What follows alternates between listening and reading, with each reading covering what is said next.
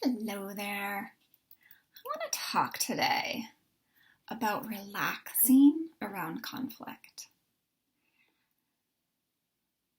I have found that, myself included in the past, many of us women are, especially highly sensitive women, are deeply uncomfortable with conflict. And we try to avoid it, right? We want to avoid it at all costs. And or when we have it, we feel the after effects of it for a long time, or we feel bad about ourselves for having had it. So I'm curious if you can see, as I talk about that, how it's possible that having this sort of bad relationship with conflict actually makes the moments we're having conflict worse, right? Because we're afraid of conflict and we just have such a bad relationship with it that when it starts to happen, we're reacting against that. Like it makes us, it like seizes us up, right? So it will put us in fight or flight.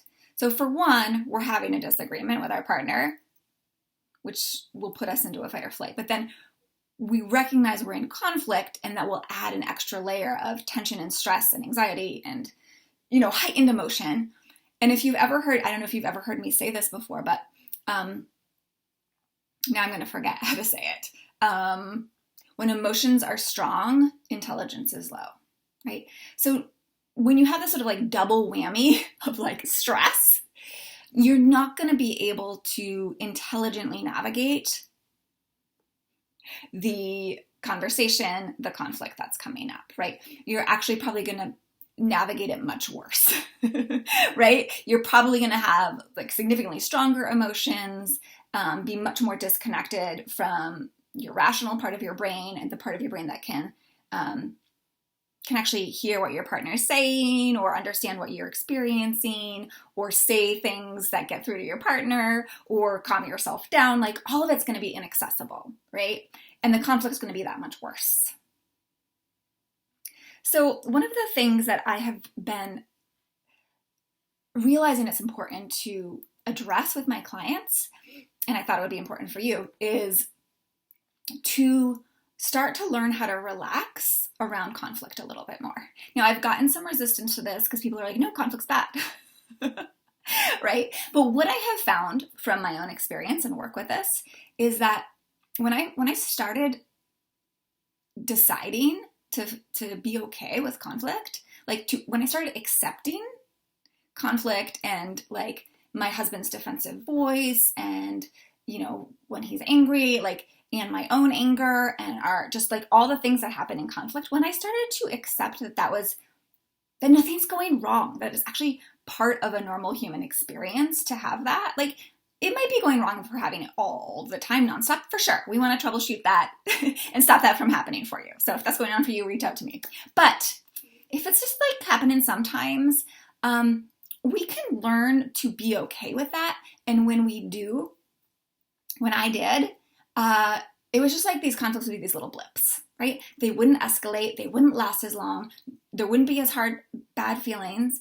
And those bad feelings wouldn't linger and last. And, it'd be so much easier to even just laugh at ourselves. I've talked about this before. My husband and I tend to kind of giggle at ourselves after, or even during we're having a funny heated moment. And that's because both of us are like a drop of rain on the windshield, not a big deal, right? Or a wave in the ocean, not a big deal. We trust that our love's so big, it's as big as the ocean. So a little wave, not going to throw us off too much, right? That's what it's like when we can kind of accept conflict as part of life. Now, this is very different. I want to be really clear. Acceptance is not the same as condoning something, right? So accepting something isn't yeah, I want it to happen, or let's just always let it happen and never do anything about it. That's not the same, right? So I'm not saying you should just always be cool with conflict, no matter how much, no matter how often, not at all, right? But I am saying the more that you accept it as part of a normal human relationship, the easier it's going to be to quickly get out of that conflict, and get back to that place where you're both relating to each other much more lovingly, respectfully, and coming up with solutions and feeling close again, right? So I'm just seeing if there's anything else here that I want to add. I think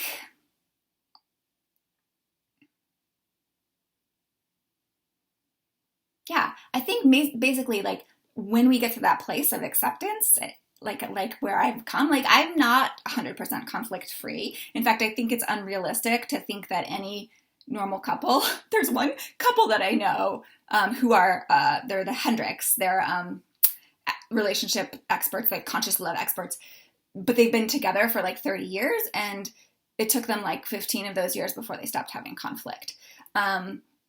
And they're much older people, so have resolved so much stuff and spent so much energy on it. So I think it's great, like, cool. Sometimes there's this possibility we might get to this place where there's no conflict. But I think for the majority of normal humans, we're going to have a little bit of conflict, and that's totally normal and okay.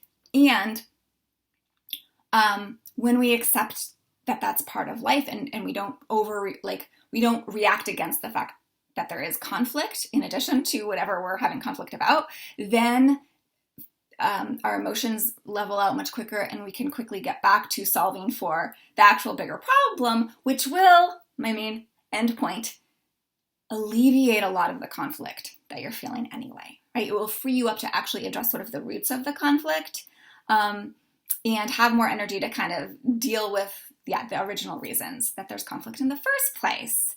And be showing up for each other and strengthening your love the rest of the time instead of feeling drained by the resistance to conflict that's always there. So I hope that is making sense. I know you'll get at least a few tidbits from this whole thing about accepting conflict, and I'm curious what comes up for you as I say this, what questions you have. So please feel free to comment and ask those questions, or let me know how this is landing for you.